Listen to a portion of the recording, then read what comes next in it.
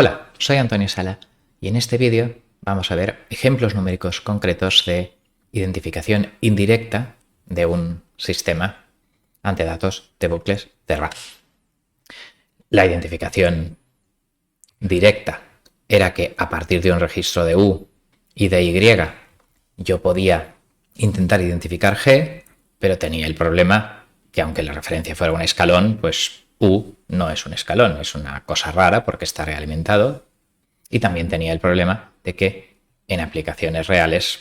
donde hay perturbaciones no medibles, ahí se me meten pares de carga que me están moviendo esto, pues entonces U es inaccesible y yo tengo que identificar a partir de UK y eso podía dar lugar a identificaciones incorrectas. Con lo cual, pues vamos a hacer la identificación indirecta, donde en un primer ejemplo vamos a hacer delta U igual a 0, vamos a poner un escalón de referencia y a partir de lo que observemos aquí vamos a tratar de calcular G. El modelo que vamos a intentar identificar pues va a ser este modelo de un eje que rueda sujeto a un par motor y bueno, pues vamos a suponer en este caso que no hay perturbaciones de carga, de modo que todo lo que yo vea es debido al par motor que yo decido como salida de mi controlador. Y esto pues no estará. El modelo del proceso, pues básicamente una masa que gira. Si no hay par de carga, pues va a ser par resultante entre momento de inercia y el par resultante será par motor menos par de rozamiento, que voy a suponer lineal proporcional a la velocidad. Con lo cual, haciendo transforma de Laplace, esto se convierte en J por S, condiciones iniciales 0, y acabamos despejando esta función de transferencia de velocidad angular como salida y par motor como entrada, y como la derivada de la posición es la velocidad angular, la posición es la integral de la velocidad, omega de S dividido por S, y entonces pues haciendo operaciones esta es la función de transferencia que tendría este proceso. Ahora la identificación experimental pues trataría de calcular J y B a partir de algún experimento y la identificación experimental en bucle cerrado pues será con un experimento de bucle cerrado, claro. Entonces vamos a simular mi sistema de verdad con estos valores de J y B, aunque obviamente esto sería desconocido en una situación práctica, pero simplemente para ver la forma que tienen las cosas. Entonces esta será la función de transferencia de mi sistema, que al tener un integrador pues es inestable ante un escalón de par motor, pues se acelerará hasta una velocidad final, pero la posición pues crecerá y crecerá como rampa, por eso es inestable. Y entonces pues en la identificación de bucle cerrado nosotros vamos a plantearnos meter aquí un escalón,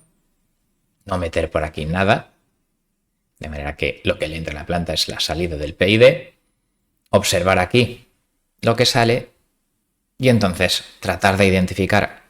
todo esto como una única TDS. Y luego trataremos de despejar C a partir de T. ¿Cómo? Pues en concreto la teoría me dice que I es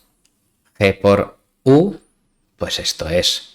G por K por el error, de modo que 1 más GKY es igual a GKR, de modo que I es esta función en función de R. Entonces esto tiene que ser igual a T, y si yo identifico T, podré despejar G. Veamos el ejemplo concreto. Supongamos que yo tenía esta función de transferencia, que supongo, claro, desconocida, y lo único que conozco es que hay un experimento con un control proporcional K0,25 y que yo he observado el resultado de esa salida con este control proporcional y esto es lo que yo he observado en azul. En rojo sería lo que yo observaría si pusiera un escalón en la entrada en bucle abierto, pues simplemente ese crecimiento inestable en rampa. podría hacer identificación experimental. Hay fórmulas para primer orden ante rampa o primer orden integrador ante escalón, ¿vale? Las hay, pero aquí pues me supone que yo he cerrado el bucle con un controlador proporcional, he obtenido esta raya azul y esta raya azul pues es, claro, la respuesta ante escalón de esta cosa que llamo TDS. Pues vamos a identificar T primero y luego a ver qué hacemos con ella. Como esto tiene pinta de sistema de segundo orden oscilatorio subamortiguado, pues vamos a aplicar el formulario de ese tipo de sistemas. Si tengo este GDS, pues en caso de que este factor de amortiguamiento, coeficiente de amortiguamiento esté entre 0 y 1, esto tendrá una respuesta estable oscilatoria y que alguien calculó que era esta respuesta, donde sigma es la parte real de las raíces de esta ecuación de segundo grado y omega p es la parte imaginaria de las raíces de esta ecuación de segundo grado. Es la frecuencia propia de las oscilaciones que se observan aquí en la raya azul del experimento.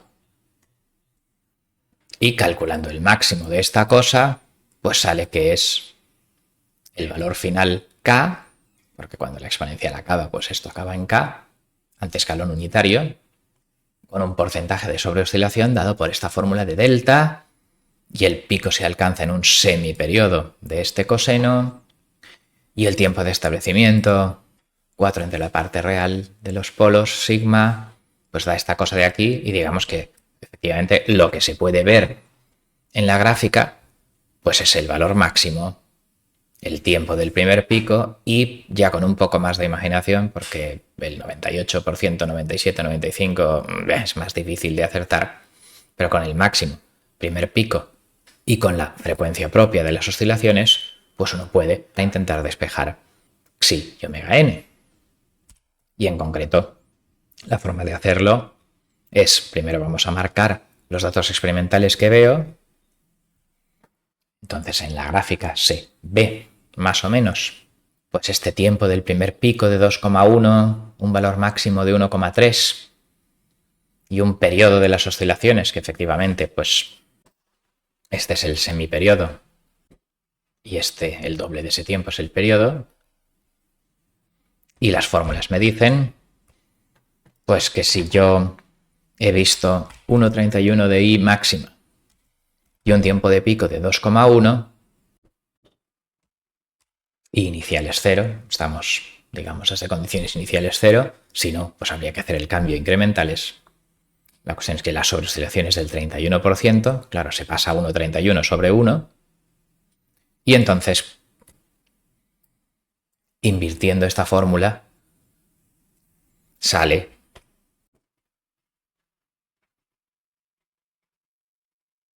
que si se delta, el xi pues tiene esta cosa de aquí, y eso es lo que vamos a programar en MATLAB. Aquí, en este par de líneas, pues sale xi de 0,35. Si el tiempo de pico se da en un semiperiodo de las oscilaciones, la frecuencia propia tiene que ser 1,49 radianes por segundo.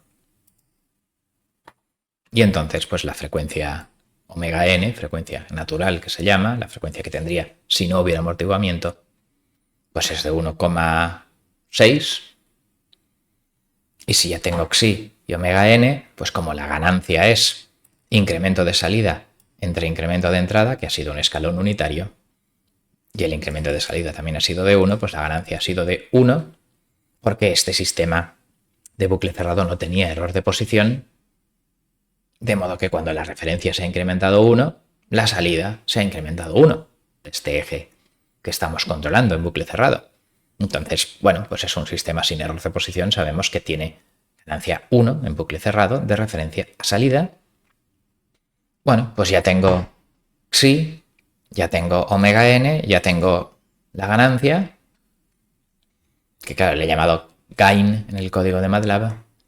porque si K mayúscula era un controlador, pues no se puede gastar la misma letra significando dos cosas diferentes, y por eso pues le he llamado gain, ganancia.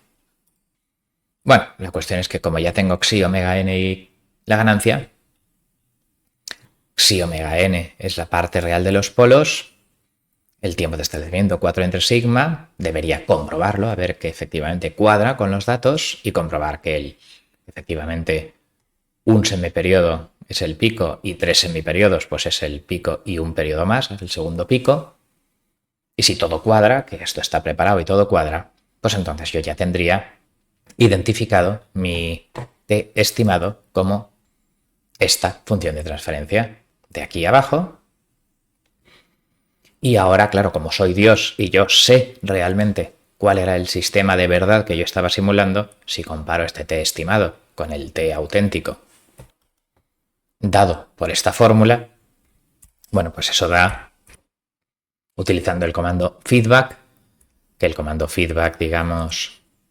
así con dos argumentos, me devuelve esto de aquí. Entonces, bueno, pues si el primer argumento es gk, pues me devuelve gk entre 1 más gk, si el segundo argumento es 1. Bueno, pues sale esto de aquí, digamos, que bueno, que es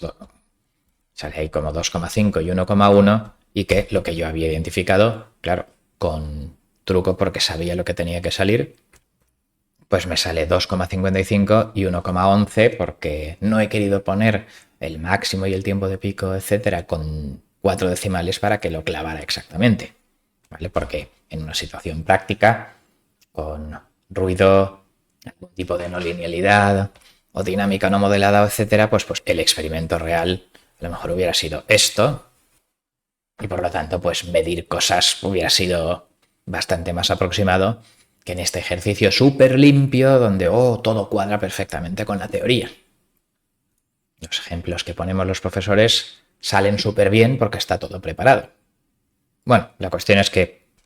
con estas salvedades de que está todo preparado y que pues en la práctica las cosas no cuadrarían tan bien con la teoría, pues he tenido este t estimado y ahora lo que hay que hacer es recuperar la función de transferencia del proceso, pues simplemente haciendo operaciones. Si tenemos esto, entonces multiplicando izquierda y derecha por 1 más gk, sale esto de aquí, t más gkt igual a gk. Si ahora paso esto a la derecha, pues sale t igual a gk menos gkt, esto de aquí, de modo que ahora ya, pues claro, dividiendo por k y por 1 menos t, me queda este g,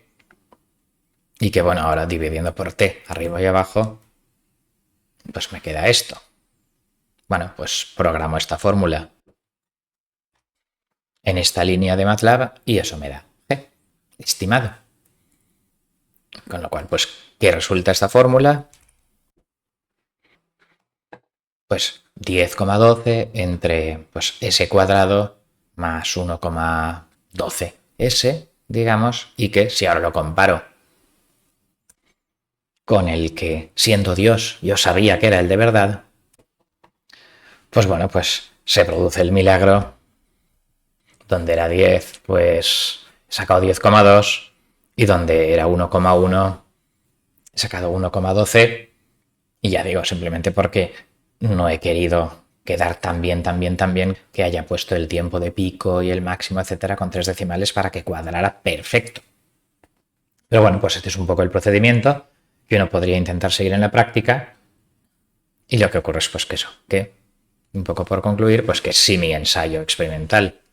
tiene ruido, etcétera, tal, pues bueno, pues yo puedo intentar ajustar TDS con alguna fórmula